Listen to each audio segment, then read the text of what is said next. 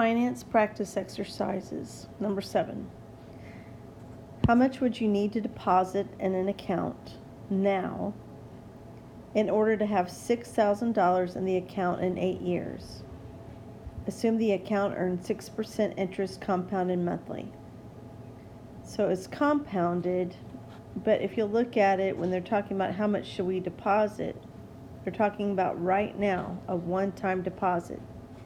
So we need to use our compound interest formula. So that $6,000 is how much we want total eventually. So that's going to go in the spot of the A. We are looking for our principal, the amount we want to deposit. And then 1 plus our rate, compounded monthly, divided by 12. Now raised to, it was monthly, so our 12 is in and our time is 8. So it'll be up to the 96th power.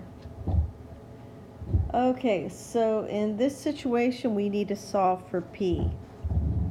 Alright, so some of us can go ahead and use the fraction bar. In such case, you can put the 6,000 in the numerator and this expression right here in the denominator. Otherwise, if you don't have the fraction bar, you can just use the division sign. There should be no extra parentheses that need to be drawn.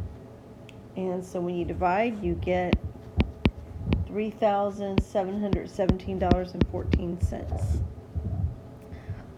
Number 8, how much would you need to deposit in an account now in order to have $20,000 in the account in 4 years?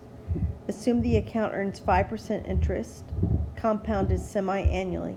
This one will be set up in the same way.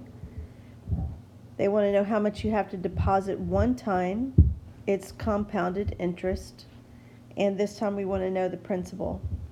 So how much we end up, the total, they're looking for $20,000. Looking for the principal. So 1 plus, the rate was 500, and this one's compounded semi-annually, that's twice a year.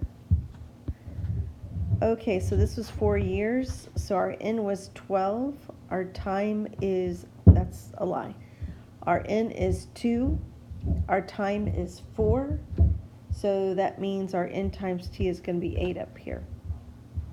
So just like we did on number 7, I'm going to have this 20,000 right here divided by this amount right here.